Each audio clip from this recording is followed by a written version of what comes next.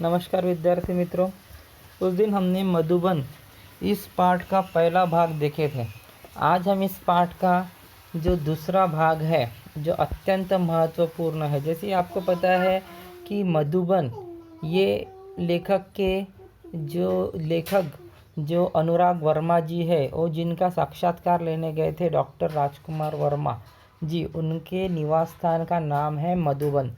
मधुबन यानी उनके निवास स्थान का नाम है और उस समय के काफ़ी प्रसिद्ध लेखक और साहित्यकार थे जिनका जो साक्षात्कार लेने का मौका किसे मिला था? अनुराग जी, जो इस पाठ के लेखक है, इस साक्षात्कार के लेखक है, उन्हें उनका सौभाग्य प्राप्त हुआ था और उन्होंने समय दिया था कि 10 बजे उनका मिलने का समय तय था और वो उनके प्रयाग यहाँ के निवास स्थान मधुबन निवास स्थान पर पहुँचे। वहाँ पर उनका नौकर द्वारा स्वागत किया गया और उन्हें बिठाया गया और उसी समय जो डॉक्टर साहब है वो वहाँ आकर पहुँचे और पहुँचने के बाद उन्होंने उनसे प्रारंभिक बातों की शुरुआत की। अब हम आगे देखते हैं। आज तो हम देखते हैं कि क्या हुआ। डॉक्टर साहब ने बड़ी सरलता से कहा, अच्छा तो फिर पूछिए। मतलब सवाल जवाब का जो सिलसिला है उसे उन्होंने कहा कि अब आप चालू कीजिए। तो पहला प्रश्न डॉक्टर साहब मतलब अनुराग जी पूछ रहे हैं, डॉक्टर साहब काव्य रचना की प्रेरणा आपको कहाँ से और कैसे प्राप्त हुई? इस संदर्भ में कोई ऐसा प्रसंग बताने का कष्ट करें जिसने आपके जीवन के अंतरंग पहलुओं को महत्वपूर्ण मोड़ दिया। आपको पता है कि कुछ भी हमें करना है, अभी ये लेखक साहित्यकार थे इसलिए इन्होंने काव्य रचना की, इन्हें प्रेरणा मिली।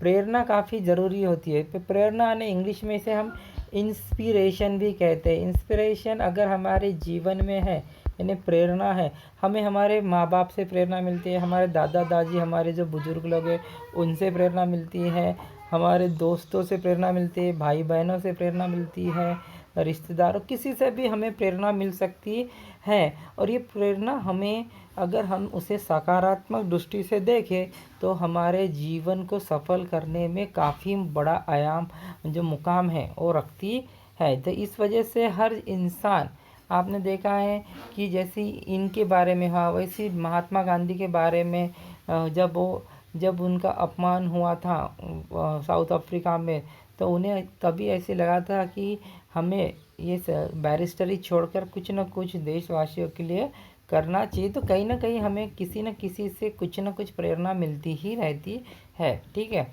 तो अभी हम देखेंगे कि उनको ये प्रेरणा, उन्होंने पूछा पहला प्रश्न कि आपको काव्य रचना बनाने की प्रेरणा कहाँ से मिली। इसके बारे में, इस प्रसंग के बारे में आप बताने का कष्ट करिए और जीवन के अंतरंग मतलब जीवन में आए जो पहलू है, मतलब जो भी आपके जीवन में आए मुकाम है उसके बारे में थोड़ा हमें बताइए।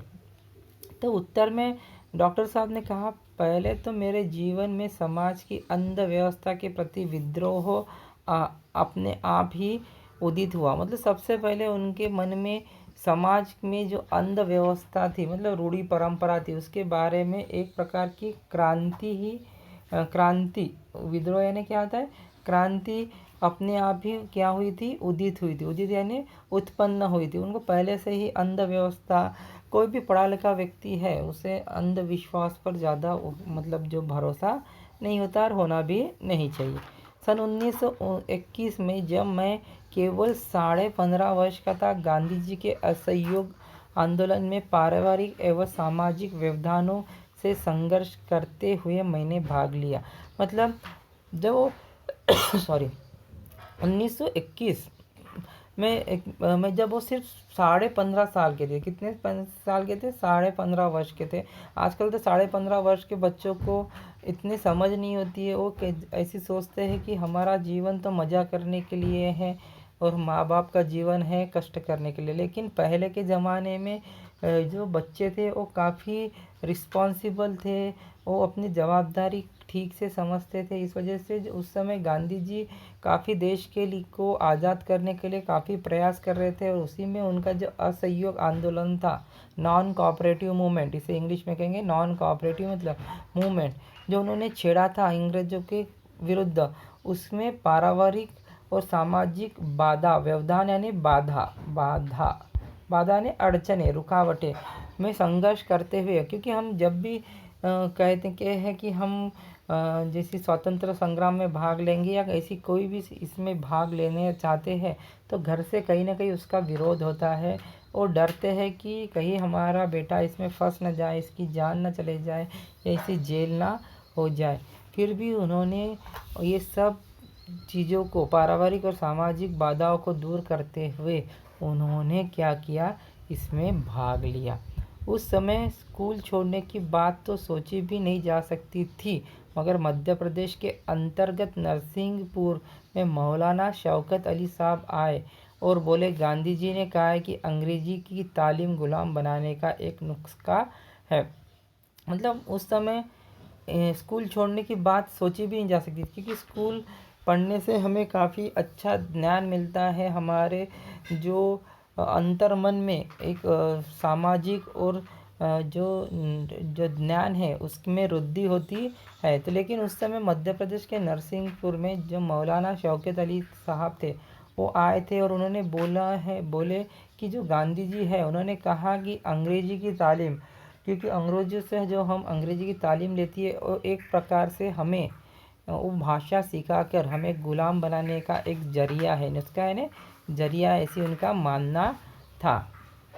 तत्पश्चात मतलब उसके बाद आवाज़ तेज करते हुए कहने लगे, है कोई माई का लाल जो कह दे कि मैं कल से स्कूल नहीं जाऊंगा। और फिर उन्होंने अपने ही लहजे में पूछा, सभी जो सुनने वाले थे, कि ऐसी कोई माई का लाल है जो ऐसी जो गांधी जी ने कहा उस बातों पर अमल करेगा और कल से स्कूल जाना छोड़ देगा। तो सभी लोग सकते में आ गए। सकते में आना यानी डर जाना, सकते में आना यानी क्या होता है, डर जाना। सभी लोग वहाँ जो उपस्थित लोग थे वो डर गए। बात भी अजीब थी। उन दिनों एक डिप्टी कलेक्टर यानी उप जिलाधिकारी, आज हम बोलेंगे तो उप जिलाधिकारी का लड़का विद्रोह कर जाए। मतलब बात भी अजब थी कि जिसके पिताजी, ये लेखक के पिताजी डिप्टी कलेक्टर थे, उस समय अच्छे पोस्ट में थे, और उनका लड़का अगर खुद उस सरकार के विरुद्ध ही विद्रोह कर जाए तो कितनी बड़ी बात हो जाती है। लोगों ने भी उन्हें बहुत समझाया, पिताजी की नौकरी की बात कही, परंतु मैं घर से निकल पड़ा था क्योंकि गांधी जी का आदेश मानना था।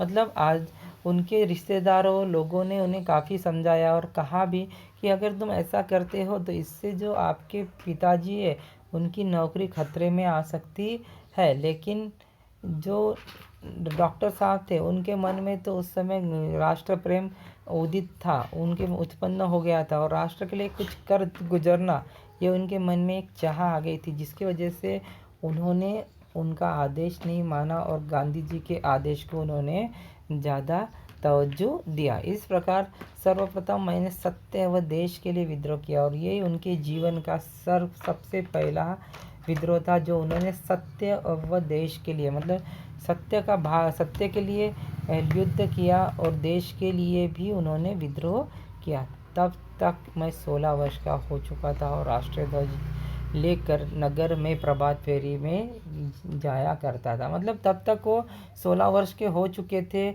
और अभी जो प्रभात फेरी मतलब जो आंदोलन निकलते थे, जो जुलूस निकलता था, उसमें वो शामिल हुआ करते थे और देश के प्रति अपनी भावना बड़े प्रखर ढंग से रखा करते थे। यह बात सन 1921 की है, और उसी समय मैंने देश प्रेम पर एक कविता लिखी, और उसी समय उन्होंने 1921 में अपने देश के प्रति अपना प्रेम जताते हुए उन्होंने एक कविता लिखी। ये मेरी कविता का मंगलाचरण था। मंगलाचरण यानी शुभारंभ कह सकते हैं इसे। तो यहाँ से उनकी कविता या उनके अंदर का जो कवि है उसका जन्म हुआ। हमें कुछ न कुछ देखिए, ये यहाँ से उन्हें एक प्रकार से प्रेरणा मिली, ये हमें नज़र में आता है। अगर ये इस प्रकार से उन्हें प्रेरणा नहीं मिलती तो उनके अंदर का जो लेखक या कवि है वो कभी भी बाहर नहीं आता था। इस वजह से हमारे जीवन में हमें जो प्रेरणा है वो काफ़ी महत्वपूर्ण होती है, और ये प्रेरणा काफ़ी अपने जीवन को आगे बढ़ाती है कि नहीं। तो इसके बाद हम देखते हैं आप मध्य प्रदेश से उत्तर प्रदेश कैसे आए। दूसरा प्रश्न उन्होंने पूछा कि वो मध्य प्रदेश के रहने वाले थे तो उत्तर प्रदेश में वो कैसे आए। सॉरी।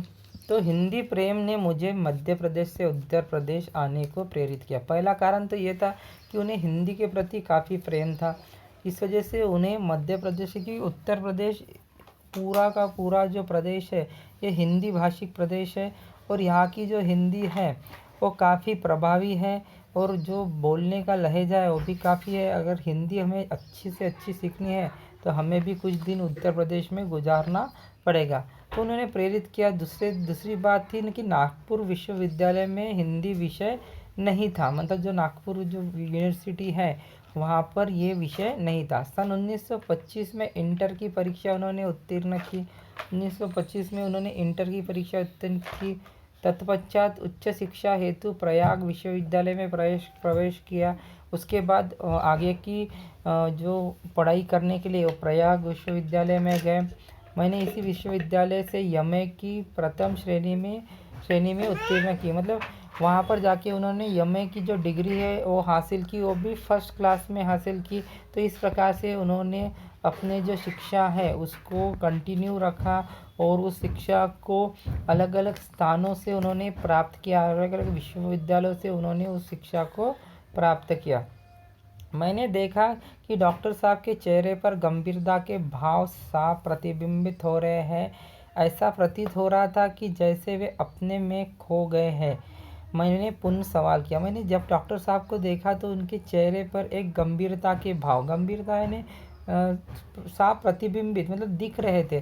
तो मतलब उन्होंने जिस प्रकार से जीवन में उतार चढ़ाव देखे थे और जब आज उनके बारे में वो सोचे रहे थे तब उनके मन में एक प्रकार से वो जो गंभीरता है वो साफ झलक रही थी। किस प्रकार से कठिन माहौल में उन्होंने अपनी शिक्षा प्राप्त की और कैसे उस समय देश का माहौल था। ऐसा प्रतीत हो रहा था कि जैसे वो अपने अतीत में खो गए। मतलब जब हम बातें करते हैं हमारे अतीत की, अतीत यानी जो भूतकाल की जो हमारे जीवन में घट चुका है उसकी जब हम बातें करते हैं तो उस समय हम कई बार उस बातों में खो जाते हैं, यादों में खो जाते हैं। मैंने पुनः सवाल किया। ठीक है, तो आज हम यहाँ तक ही लेंगे। अगला भाग हम अगले इसमें देखेंगे कि एक ही साथ में अगर हमने ये पार्ट कंप्लीट किया तो आपको समझने में भी काफ़ी दिक्कत होगी, लेकिन इस पर आधारित मैं आपको कुछ कृति देता हूँ, वो आपको छुड़ाना है। तो पहला प्रश्न देखिए आप, डॉक्टर साहब का मध्य प्रदेश छोड़ उत्तर प्रदेश आने का कारण क्या था। मतलब आपको अभी मैंने जस्ट बताया कि डॉक्टर साहब का मध्य प्रदेश से छोड़ उत्तर प्रदेश आने का कारण क्या है, वो 2 बॉक्स में लिखना है, पहला और दूसरा, 2 कारण आपको लिखना है। इसके बाद आपको दूसरा प्रश्न है, तारीखों के आधार पर डॉक्टर साहब के जीवन में घटित महत्वपूर्ण जानकारी लिखिए। मतलब मतलब उनके जीवन में उस तारीख को उस साल में क्या क्या महत्वपूर्ण जानकारी घटित हुई वो आपको लिखना है। मैंने तारीख लिखी है, 1925 में उनके जीवन में क्या हुआ वो इस बॉक्स में लिखना है। 1930 में क्या, 1926 में क्या, 1921 में क्या, वो ऐसे बॉक्स में आपको उस जानकारी को ढूंढकर खोजकर लिखनी है। और बाकी का जो भाग है हम अगले मतलब हमारे जो लेक्चर है उसमें कंप्लीट करेंगे। ठीक है, आशा करता हूँ कि आपको मेरी बात समझ में आ गई होगी। आप दिया हुआ होमवर्क ज़रूर करेंगे। काफ़ी कम बच्चे करते हैं, सिर्फ जायसवाल करके, मैं तो नया हूँ तो मुझे बच्चों के नाम नहीं पता, लेकिन जायसवाल नाम का जो बच्चा है वो काफ़ी सिंसियरली अपना काम कर रहा है और मुझे काफ़ी खुशी है कि इस तरह से बच्चे अपना काम घर में रहकर कर रहे हैं, जिससे हम टीचर लोगों को भी काफ़ी उत्साह मिलता है कि अच्छे से आप तक पहुँचे और आपको अपनी बात अच्छे से समझाने का प्रयास करें। ठीक है, घर में रहिए, सुरक्षित रहिए, क्योंकि आपको पता है कि कोरोना का जो महामारी है ये दिन ब दिन क्या होती जा रही है, बढ़ते जा रही है। तो आप अपना ख्याल रखिए और अपने परिवार का भी ख्याल रखिए। धन्यवाद।